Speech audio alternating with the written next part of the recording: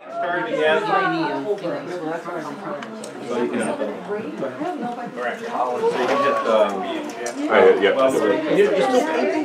well, he started paying, but for whatever the calorie guy, we were just joking. Chops. So you got the calorie plumber just decides, well, this is where I'm leaving off. So you got a hole in the wall where the vanity guy. You know, so I'm like that. Okay, let's get started. And then last night we did. Working with our thing.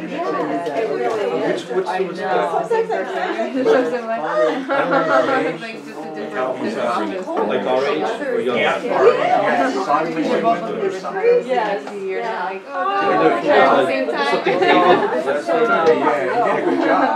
Yeah, get these. He used to homeschool his kids. I have them all work at our house. The can, you break it open, you bake it. He didn't want to charge.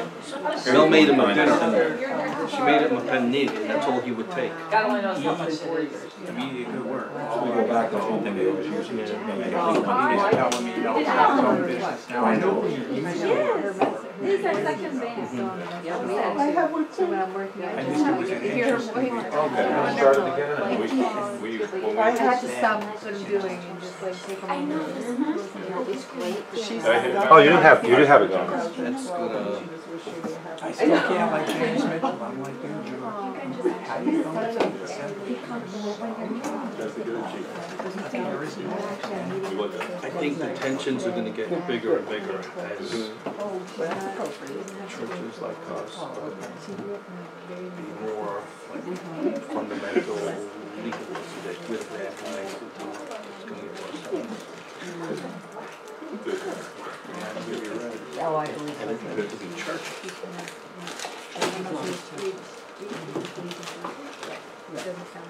Right.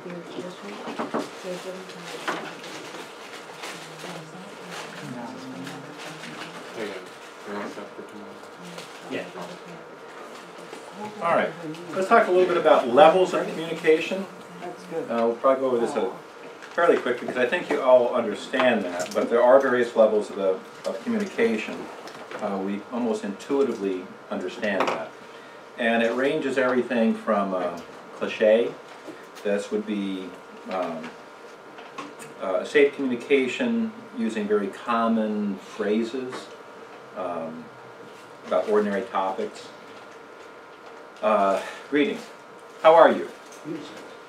Do you actually mean that question? For the most part, no. Because if you answer someone and say something that you don't say just fine, which is the expected answer, and say something different, they're not going to pay attention to you. How are you? I have scarlet fever. Oh, that's nice. And on they go. They've never even heard you. It's a throwaway cliche. It more is like, I acknowledge you are present, sort of. I had my brother-in-law, he's since passed away, but he was terrible at this because he was always very cautious at letting anybody into his world. You ask him how he's doing. He would not even say fine and dandy. He'd go F and D, fine and dandy. Okay? That was his language. And it was always cliches. Very self-protective. And, or it's this stuff, what's safe to talk about? Weather, sports. How about those Yankees? You can say that and have no idea what the Yankees really are. I mean, if I say how about those Yankees, I'm probably thinking Civil War times. How about those Yankees? We'll have an interesting discussion. You're thinking about a sports team. Yeah, so cliches. So it's a very safe level, nothing personal, nothing's really getting out. Then there's factual conversations. No expression of your own ideas or feelings about it. News reports. Did you hear the news about? And then you just, here's my news report. This is what happened. Expressing what others have said. Well, so-and-so and said this. Gossip narratives. So you're not expressing your thought about it. You're just exchanging, hey, so-and-so said this about so-and-so, and you're just spilling out, here's the facts. A book report. It's a science lecture. All right? It can be good stuff, but at the same time, there's nothing of you really in it.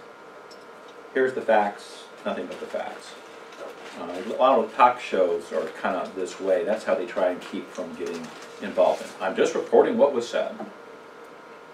Okay? Factual. Then there's where you start getting to the idea of, or exchanging of ideas. It goes beyond factual expression to give in your own thoughts and ideas about the subject. And that can range from a simple statement of general opinion, that's good, that's bad, to a willingness to even argue a point about something. This is my ideas about this is why I think these things. So it's a deeper level. Here's my thoughts about this subject, why I think these things about it. So it's not just facts, I'm getting personally involved. So it's a little deeper. Then there's where we're starting to express emotions. There's an increase in vulnerability as you start expressing emotions about whatever's going on. This is how you feel about what's going on. So it's not just a factual, that's good, that's bad, here's my ideas about it. It says, this is bad and I'm really upset about this. There's more of you involved with this, so there's emotional exchange. It could be positive emotions, there could be joy, laughter, and excitement. But understand that usually the positive emotions are not as vulnerable as the negative ones of things like sadness and sorrow and grief and crying. It's a lot easier to smile at someone than to cry on their shoulder. There's less of you involved in laughing about something. So there's a greater depth of exchange of who you are. And while anger can erupt suddenly even with strangers, most often, where is the greatest anger expressed? It's with those that you actually love. Because you feel a little safer with them and can be more vulnerable to express what you're really feeling because they're going to love you anyway. The danger of the relationship being broken. Less danger. They're not going to walk away from you. They're still going to be there. Or as I think it was the Ames brothers saying back in the 40s or 50s, you always hurt the one you love, the one that won't hurt at all. Because there's emotional sometimes spillage out when you should be more careful with some of that stuff. But we just feel safer that I can express this. They love me for who I am, despite it. Well, when it comes to emotional expression, then who can you express yourself the most to? God. Okay? God, really, because He's already proven He loves you, even as a sinner. As rotten as you are, and He knows everything rotten about you, and He still loves you. So we can certainly be vulnerable to Him. There's a vulnerability. All right? And then into the intimate conversation, this is when there's complete openness. This isn't just, here's my emotion, here's what I think about things, here's how I feel about things. This is the depths of my soul. This is what's really important to me. This is what makes me tick. This is who I really am. There's an exposure here. This is the exchange of the kinds of information, expressing yourself in such ways that if this person was your enemy, they could take that and they could destroy you. Okay? It's the kind of things you share with your best friend. Because you trust that friend. They will protect you, even though you're spilling all sorts of stuff out. You'd never give that kind of exposure to an enemy because they would use it to destroy you. All right? That's what we mean by intimacy. So, best friends, personal secrets. Again, exposing your soul to somebody. So these are the levels, and obviously we will exchange, rapidly go through things. Even when with people you love, usually there's going to be, I'm going to hit the cliche, how are you? How did work go today? How was things at home? We'll hit the cliches, and then facts, we exchange that, then you express some ideas about it, and you work your way down. It's very difficult just to walk in to a room and just be really intimate with somebody. We kind of work our way down into that. But of course, if you have that kind of deep relationship, you can work to this, even to the emotional exchanges and intimate exchanges with someone you haven't seen for years, because you have such a good friendship. And, we're older, so we probably have some of those friends. We haven't seen them for years, but when we see them, we just pick up right where we are, and we just have a great time. It's a deep relationship. But it took you some work to get there, right? So these are levels of communication. Now, a few thought-provoking questions, because different levels of communication are good at different events, activities in our life. For example, what level of communication should you be having if you're in a public shopping? Cliches, factual, you might even get to a couple ideas as you're exchanging information about a product that someone's trying to sell you and what your ideas about it, but generally there's nothing deep out there when you're in public shopping. At a sporting event, well, I guess it depends on the team and how a fanatic fan, you might get pretty emotional about this. In fact, you may be bearing your soul because this team is everything for you. But generally, it's not going to be that way, right? You're going to have some emotion, some excitement, but probably some depression if they lose. All right? You're at a community social.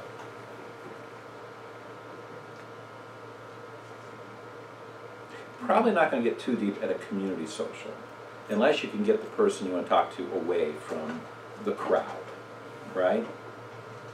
Okay, you're at town day, it's community social. It's one reason why we're trying to get to talk to people. We pull them into the booth to talk with them individually, not out there among the public. We're trying to create an environment where we remove them from this huge mass of people. At church. Okay, depending on the size of church, the smaller the group, the more open you probably will be. But certainly you're probably expressing some emotion, or at least hopefully you will be some. The small Bible study. With small Bible study, you might start be getting pretty intimate here, okay? Because you've developed those kind of relationships, you trust the people that are there. Now, I've been mentioning trust. As my trust goes up, my level of communication, my level of intimacy is going to go up. If I don't trust them, I'm not going to bare my soul. If I can trust them deeply, I will. All right? With close friends. Okay? And then there's intimate friends, okay? With your spouse, with your best friends. There's greater intimacy there. And that's all just saying is that there are these levels, we should be aware of it.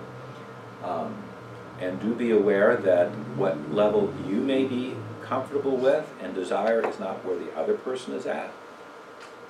That creates some problems when someone wants you to be their best friend, but you don't trust them, so they're not going to be your best friend, and then they get all upset. Okay, sometimes that's a problem. That takes a little bit of work to get through. And sometimes it can be, it takes a lot of vulnerability to tell someone is that I actually don't trust you. Usually we're kinder than that. At least the ladies are. The guys might not be. Like, I don't trust you. Kind of blunt, but ladies will start crying. I gotta be your best friend. Usually just a little more cautious. You're just not giving them all the information they're looking for. Why? Because it takes trust. And that takes time. It takes time to develop that kind of level of trust. To really start bearing your soul to somebody else. Some people, you're willing to do that simply because they're a very trustworthy person. But they don't know you.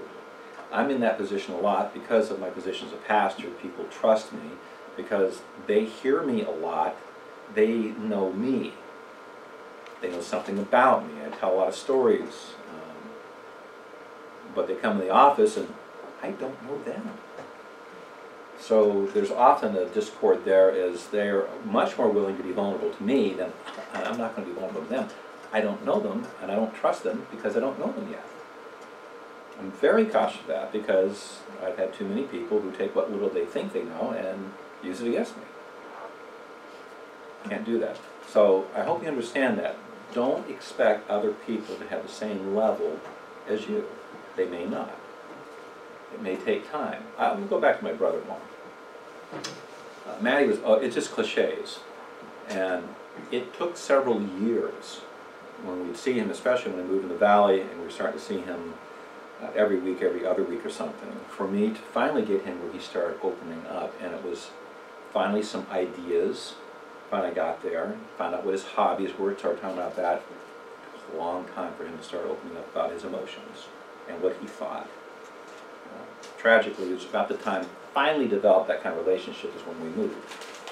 So that kind of ended, and he went back to cliches. It will take work. If you really want that kind of relationship, then work hard at it. Just demonstrate you're trustworthy. You're not going to get that all at once. Work at it. But there are these different levels. You want to deepen these levels. So some questions for you to think about. When do you most often communicate at the idea level? And that's just for you to think about yourself. When are you most comfortable with that? Because you may not be comfortable sharing that with even your ideas about things with some people or in some situations. You have definite ideas, you're willing to express them, but neither time or place, nor is it someone you want to get into an argument with. Okay, I hold my tongue a lot sometimes when talking to people because I can express a lot of ideas about the subject, but not the time or place. Okay, what about an emotional level? Okay, when are you comfortable doing that? With whom are you comfortable doing that? Okay, that says a lot about your relationship. And if you want to deepen that, then what work would you need to put in to deepen it so you can be more emotional with somebody?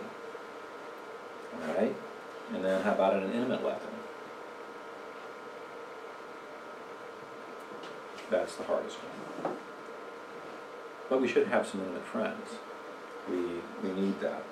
In fact, a question would be, what conditions would be needed by you to be able to be in an intimate conversation with somebody else? To really expose your soul to somebody.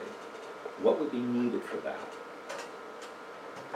What do you think? I just want to, this is making me think of something, but safety. We travel a lot, as you know. We meet a lot of people. And sometimes we hit it off with these people and we'll spend a period of time talking and sharing things that we wouldn't even share with people we know because we know we'll never see them again. So there's a safety there. Do you know what I mean? I do. So I think the whole issue, it's just making me think now, is you connect with these people, but now, coming back to this, you've got to feel safe with whoever you're communicating with. Now, we know we're never seeing them again, so it's never going to be used against us, but here... That's right, but you're not going to let them video record your conversation either. Of course not, no. That's why it's safe. Yes, but you know what I'm saying, but here, you know, back here, you've got to trust who you're sharing your soul with, you know, because it matters here, where out there it doesn't really matter at all. It does matter. Because it's something very precious. Yeah. And you want to be very careful with it. And that's why, you know, when it comes to levels of friendship, and I talked about that in the last seminar, it's good to go back to, levels of friendship, we can't usually handle more than a few intimate friends.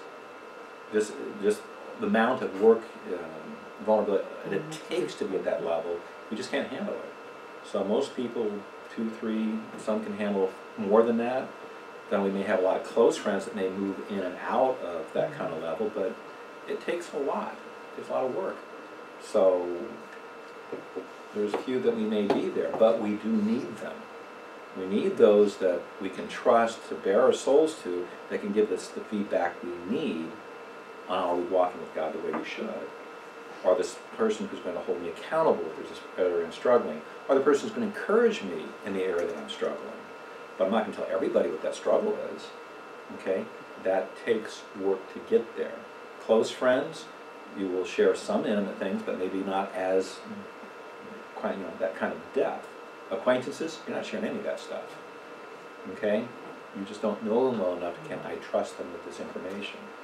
And that's not just, that takes time to develop, because that's how trust is developed. Over time that I've shared something and they handled it well. I shared something more, they handled that well. They kept my secret. You know, Proverbs warns about gossips. Why? Because let's face it, if they're gossiping to you, guess what they're doing about you? It's amazing how people don't get that. They think they're in the end. If it wasn't a tragedy, it'd be hilarious as you're watching people who are gossiping about each other. Don't you realize they're gossiping to each other about somebody else, And they all think they can trust each other. And they're just this circle of just, you got to be kidding. Emails are fun for that one because you get emails from everybody and you're watching this unfold in front of you. It's like, folks, your trust is in the wrong place. All right? So what conditions are intimate level? And then the question is, what is your level with God? And when is it intimate? All right? Sometimes the intimacy with God isn't there as it should be because we have this wrong idea of God. There is no one we can trust more. He already knows. And he does already know. Yet so often we treat it like, well, I'm not going to let him know about this.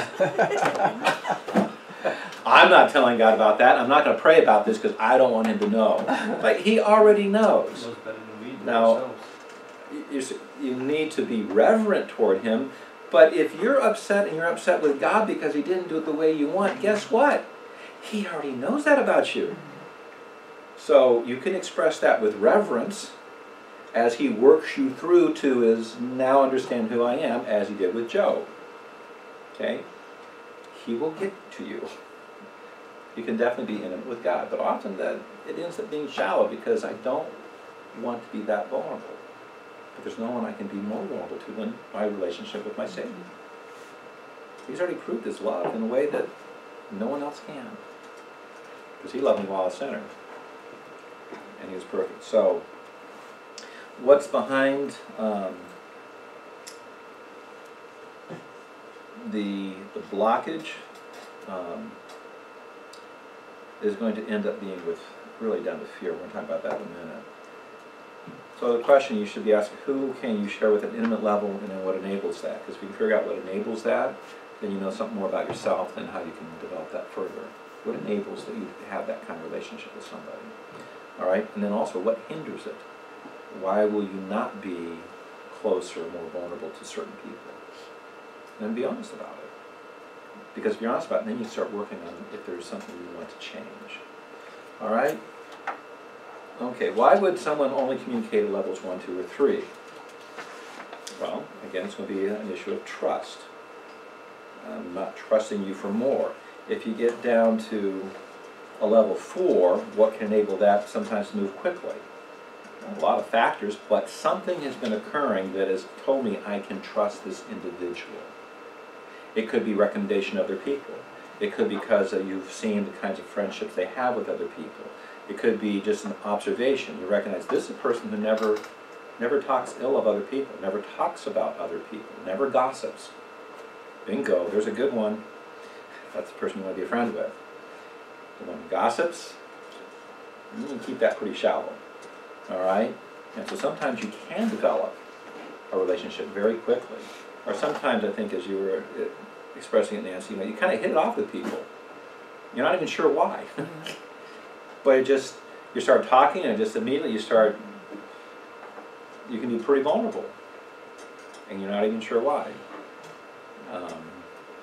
If you can figure that out, maybe you can create that more often. We actually do try and do that in evangelism. We want to try and create a safe environment for someone to be able to start sharing what's really going on with them. And that takes work. It takes forethought. It doesn't happen automatically. All right? Let me go back to that one. I'll just express more about evangelism. To do evangelism well, you need to have trust.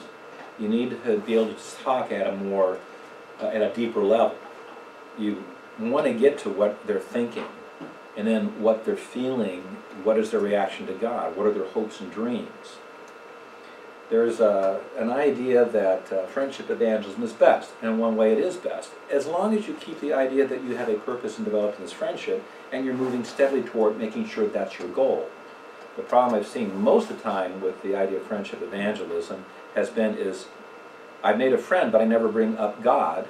I never bring up what's uncomfortable, because now I don't want to lose a friend. See the problem? Now the friend has become more valuable to me than God is, so now I want to know, what kind of friend are you really that you're not going to share the truth with this person? Are you willing to risk the friendship for the sake of the gospel? So that's its real detriment, is people lose sight of why they were supposedly doing it. We should be developing friends with all sorts of people for the purpose of the gospel. My friendship with Christ is first and foremost. If I lose the friendship, I lose the friendship. Because the gospel's more important. And if I'm a true friend, I'm willing to lose that friendship, but I might see that person saved. So for those who want to advocate friendship, evangelism, then do the evangelism. Okay? It's not just about developing a friendship. It's a purpose in the friendship. Okay? But you're still going to be a true friend anyways. Even if they reject you because they don't want to have that, you remain the true friend. Otherwise, you get into this thing is that this was all just about exploiting them, and it's not.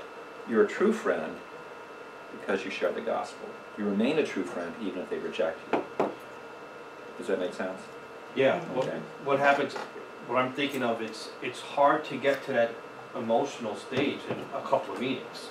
It can be. So you're gonna meet with a person of some level of friendship is gonna develop. I mean, how can it not? Mm-hmm. So you gotta find that You got balance. Phil's boss who's... You gotta find that place in between where you're not gonna be Yeah. willing to protect the friendship and throw the gospel out the window. Exactly. What's necessary for level 5? Communication, both in general and in you specifically. Right? That's going to be a whole lot more. Okay? That's going to take some work. Let me throw this one out. What blocks it, what's the greatest hindrance, is fear. On all these levels. I don't trust, I fear what could happen. It could be something deep-seated within you that you're just fearful. It could be what other people told you about this person already, so I'm cautious. It could just be you're not comfortable yet. You're working towards being able to be more vulnerable. But when it comes to evangelism, we've got to make sure that fear is not what blocks us. How do you get people to be more open with you? Be vulnerable to them. Now here's where the balance starts coming in. What can you be vulnerable about? So that they don't take that and then use it against you. Okay? So we're going to be cautious, but wise, and we're going to overcome our own fears, which we should be able to do because who do we trust? We trust God. So if someone rejects me, if they use it against me, if they slander me, I still trust God. Okay? For me, this is every Sunday, I got to think about this, because I'm going to have to declare what the Word says, and I know there's people out there that do not like what I'm saying. And I know now that it's on YouTube, at some point, someone's going to start looking at it, oh, you can't be on YouTube, you've said a hateful thing. Yep, God loves you, and He's going to condemn you for your sin if you don't repent. That's hateful. And I recognize that. I have to love God more, and my trust is in Him, that even if I'm hurt, He's the one who comforts me. So we overcome fear because perfect love casts out fear. All right? Christ loves me perfectly, so I do not have to fear. I don't have to be controlled by it. So when it comes to deepening levels of friendship, who takes the lead? We do, because we're Christians, because of a relationship with God. We take the lead, because we can. All right? Okay. Any questions on levels of friendship or any your own thoughts about that? None. All right. Then let's go. This is a little longer session, the next one. Let's see, oh, okay, I didn't put it in here.